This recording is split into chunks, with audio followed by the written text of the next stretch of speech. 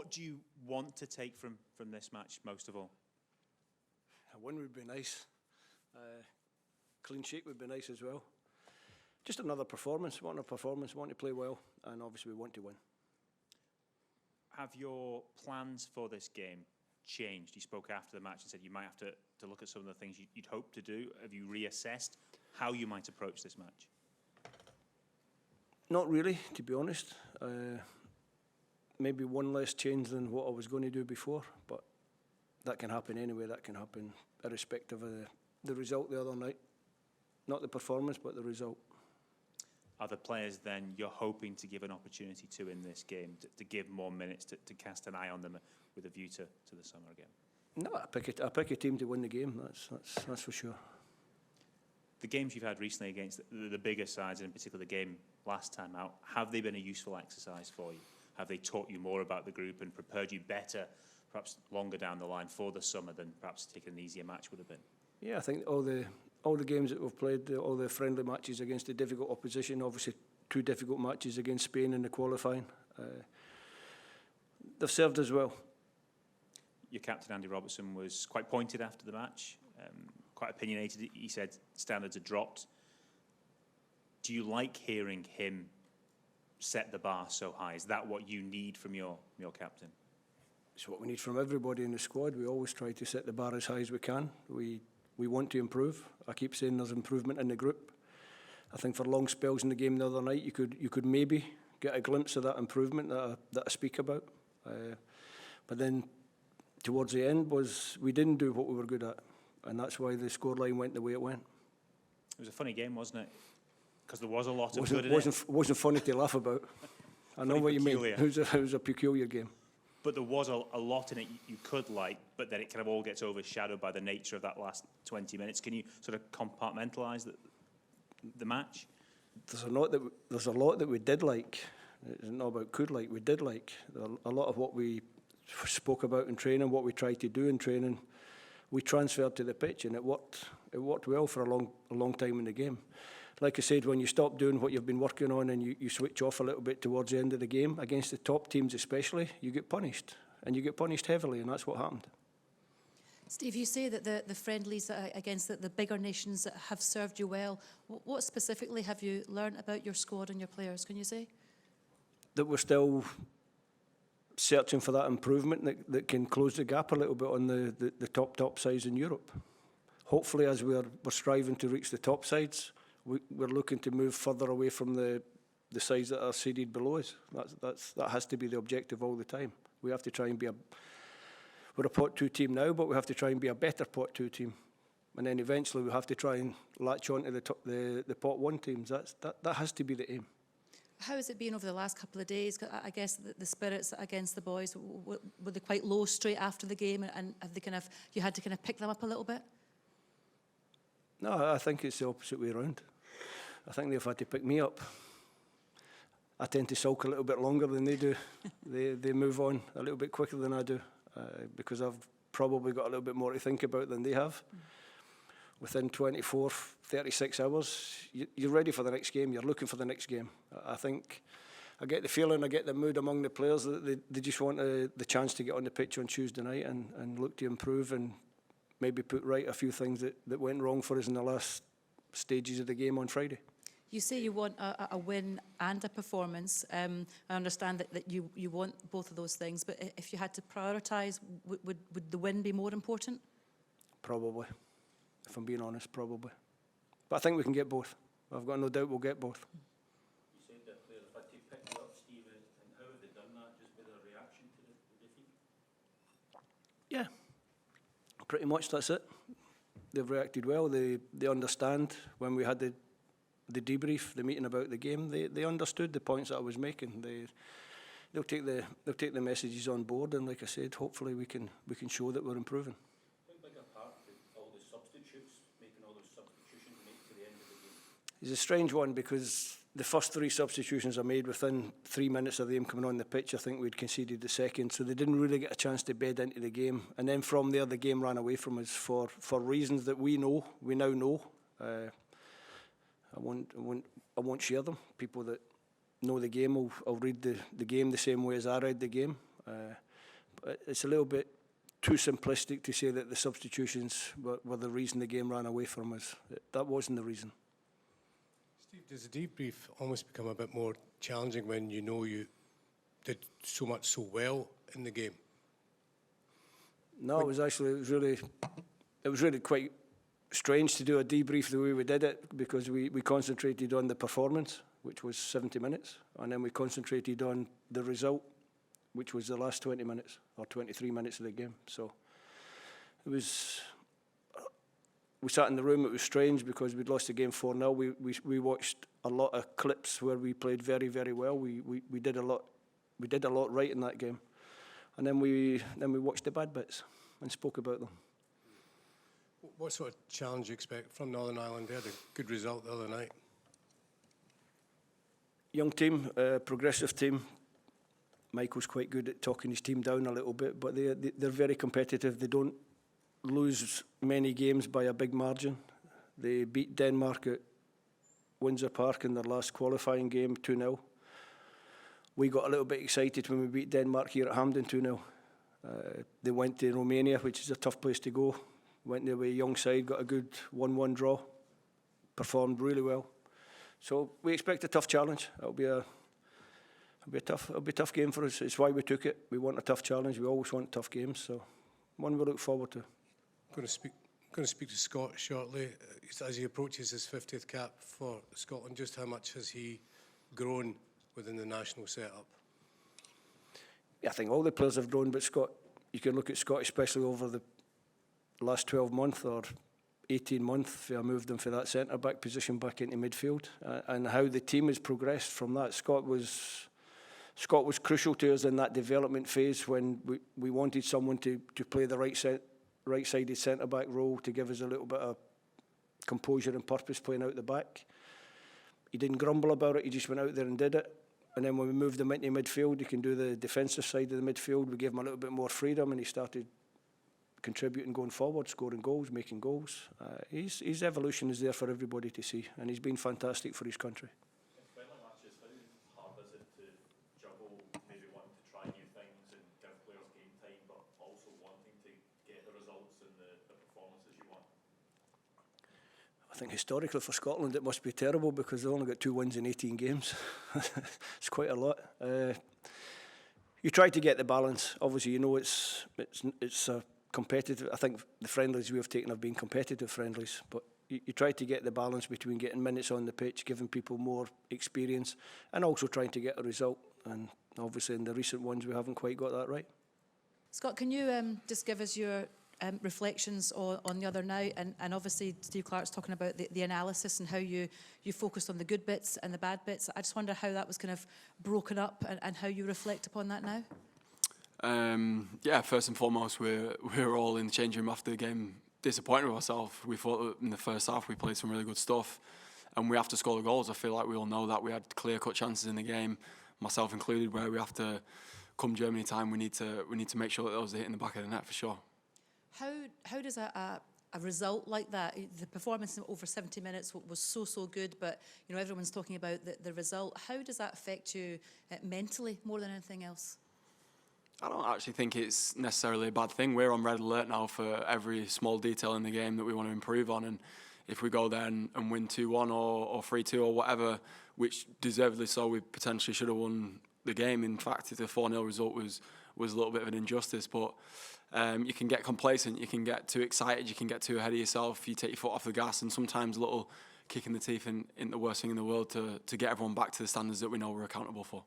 Obviously, tomorrow night, Northern Ireland, how imperative do you all feel that a win is a must to get this kind of run restarted, I feel like?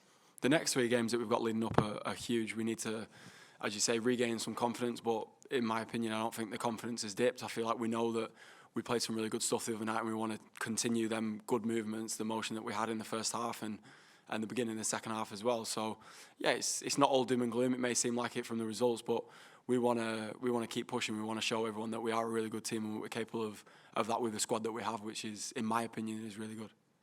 Scott, is a result like that almost harder to get out the system than, say, a narrow defeat because you put so much into the game? Yeah, we were sat in the dressing room at half-time wondering what happened. They scored a worldie and we pretty much controlled the game as we wanted to for 45 minutes. So, but that's football. We all know the game well enough now. We've got enough experienced players and pros on the pitch to deal with stuff like that. And what happened in the last 20 minutes, myself included, Andy Robertson, Kieran Tierney, the boys who are the more experienced ones, John McGinn as well. Like, we know that can't happen, and we know that we shouldn't be letting stuff like that happen. And I think that's probably the most disappointing part of the evening for me. Steve was just talking about how much you've grown in the team as you approach your 50th cap. I think you're going to be 49 tomorrow. Just on reflection, what's it been like for you? He was talking about, changing you from centre-back to midfield. Yeah, I mean, in football you always have to give your best, and whenever you're playing free and you're playing with a smile on your face, majority of the times you go on the pitch and you do well and you do your job, what's been asked of you from the coaching staff. So that's literally all I'm trying to do. I'm not trying to get too carried away with myself and think that I'm bigger than what I am. I know my role in the team, and I want to just do that to the best of my abilities. And if that's good enough in Germany and we can pick up really, really good results, then everything's for the team. And you still hold the belief, obviously, you John McGinn, have chipped in with the goals as well, but there still are goals in this team despite, the other night missing several chances. No, there is 100%. I think we've seen that before. We're not silly, and we know that there is goals in the team, and obviously they get shared around a lot. Obviously, John McGinn scored a hell of a lot of goals for Scotland. I've chipped in here and there, and we want that for the whole squad. We want everyone to be capable of big moments like Kenny McLean's in Norway, and I feel like that's one thing that this squad's got in abundance, is big belief in each other that we're going to go on and do well and never give up. Talk us through that evolution in your playing position for Scotland. How challenging was it initially when you had to play deeper play at the back at times? Was that something you had to get your head round initially? No, not really. To be fair, the manager asked me if I could do a job bringing the ball into midfield and defending, obviously, whenever the opposition had the ball, and that was fine. It was no problem. I've always seen myself as a number 8 and someone who likes to carry the ball and get into the box and score goals and make things happen. But I'm not going to spit my dummy out and say I don't want to play. Like, that's not been in my nature my whole way growing up through the academy, and I had to play up front in the under-21s a couple of times just because that was what was best for the team. And I look back with great memories of that, and I remember writing on Instagram a couple of times like, I'm happy with a clean sheet, and that was just my role at that time, and there's no problems there. Like, but yeah, you adapt and you change positions, and now I find myself a bit higher up. That said, would it be fair to say you've enjoyed your more attacking role a little bit more, being the goal-scoring talisman of the last campaign? Yeah, I love it. It's my favourite thing, because I know that when midfield players play against me and they're sprinting into the box full pelt, it's hard to stop, and I know what it feels like being on the other end of it. So I just want to do that as much as possible and try and help create and give good moments and hopefully big goals to the team, and obviously chipping in here and there with getting back in our own box and defending with 10, 11 men behind the ball as well. The manager was talking about the lessons learnt from facing the bigger teams in recent months. Do you feel as players those kind of sore results can help you down the line? Will they be sort of keep you in good stead for the tournament when it comes along, when you face the bigger nations? Will they prepare you better for that, even though it's maybe sore to take along the way? Yeah, they are sore points to take, but if you actually look at the game, Holland, we were firmly in that game. We had 4 or 5 clear-cut chances that we could score. France, we started really, really well. We had a lot of control of the ball. 3 or 4 set pieces was the thing that killed us. And then the England game was probably the blip where we were probably most disappointed in terms of our performance and the levels that we know we can hit. They weren't there on that night. And for us, they're the ones that we have to look back on with most disappointment. But I feel like the other games that we've had against the so-called the top 8 teams in the world, I don't think we've been too bad. That time, playing as a right centre-back and coming up against attacking players, has that given you a bit of a fresh perspective on, attacking yourself and maybe having that bit more freedom and different ways you can attack the box? Yeah, it does. It gives you new ideas for yourself. Obviously, when you find yourself higher up the pitch, obviously my biggest strength is getting in the box and being a presence in the box, and obviously carrying the ball and being a threat in that dynamic. But you watch some of the players who you've played against, and the highlights back whenever you were playing at the back was you pick little things up here and there on the way, and things that defenders don't like, because I didn't like it, and you try and put that into your own game to a certain degree. Yeah. Over the weekend, you were named the Scottish Football Writers Association International Men's Player of the Year. How much of an honour is that to get that award for the efforts you put in over the past year? Yeah, it means the world to me. I just want to thank everyone at the Football Writers Association for voting for me, and obviously hopefully seeing the good work that I'm trying to put on the pitch for the boys, and I'm delighted, and I'm really thankful. It's really appreciated. How has the squad changed since you made your debut? Obviously, you still have your core group of boys there: Kieran Tierney, Stuart Armstrong, Andy Robertson. I could name 4 or 5 more, but they're the ones who hold the place together, to be honest, alongside the manager. And we've got such a good group in terms of the camaraderie and the banter and the jokes and stuff like that, that whenever we do go onto the pitch, there's trust in each other, and we know that your mate's going to have your back in tough moments. And I feel like throughout the big games that we've played, the competitive games that we've had that in abundance, to be honest. And those guys that you mentioned, they also came through with you in terms of winning caps, and it's a much more experienced squad now. Yeah, 100%. We've had numerous caps between us now, and obviously Andy Robertson and John McGinn are the ones who are very high up that ranking, and rightly so. They've been so good for Scotland for so many years now. John McGinn's done incredibly well, and he's such a great character to have around the place. He is almost like the life and soul of the place in terms of keeping everyone together, and the efforts that he puts in the changing room and on the pitch as well shouldn't go unnoticed. And obviously we've got an amazing captain there, Andy Robertson, who is so good in terms of how he approaches the whole group and the dynamics between everyone. Nothing but high praise for both of them. Scott, can I just ask you, if you think Scotland are better prepared for this tournament than you were for the last European Championships?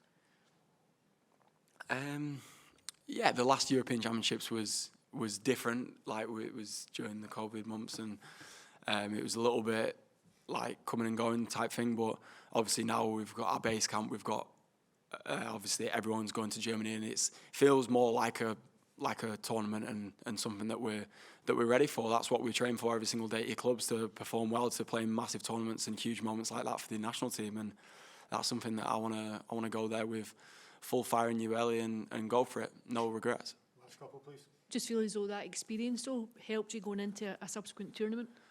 Yeah, of course. Like we've had the sour moments against Croatia and the tough moments, so we know what to expect, and we don't want them feelings again. And we want to be the most successful Scottish team in history to go there and show that we can do it. And I'm full of belief in the whole team, and obviously the manager and the coaching staff as well. Scott, did you have to rein your game in a wee bit the other night after the early book, and what did you make of it? Yeah, I mean, you do have to. You can't get booked again, because we don't want the dynamic of the team to be upset in terms of me getting sent off for next to nothing. The boy's 5'7" and I'm 6'3", 4, and I don't know where the referee wants to put my arms. And I feel like football's getting a little bit that way, where players are rolling around and they're pretty much pushing the referee to make decisions and book players early on in the game, which is not right. It's almost like cheating, but if you get me started on that, then I'll be here all day.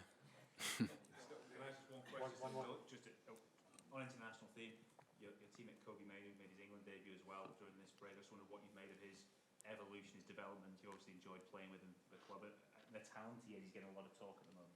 Amazing, so happy, and he deserves the England call-up. He's been so good for 24, 25 games now. He's barely missed a minute, and it just shows you that whenever young kids come through the academy and they've got full confidence in their own ability, that they can go on and do exceptional things. And I feel like I've spoke to Kobe a good couple of times about, like, just keep your head down and you just concentrate on yourself and keep pushing and doing what you're doing, because there's no reason to stop. The sky's the limit in terms of the potential, and wanting to push like Alejandro Garnacho as well. So just as long as they've got the right head on the shoulders and they don't get too carried away, they can do amazing things. But I'm really, really pleased for him. Thanks, folks. Is that all good?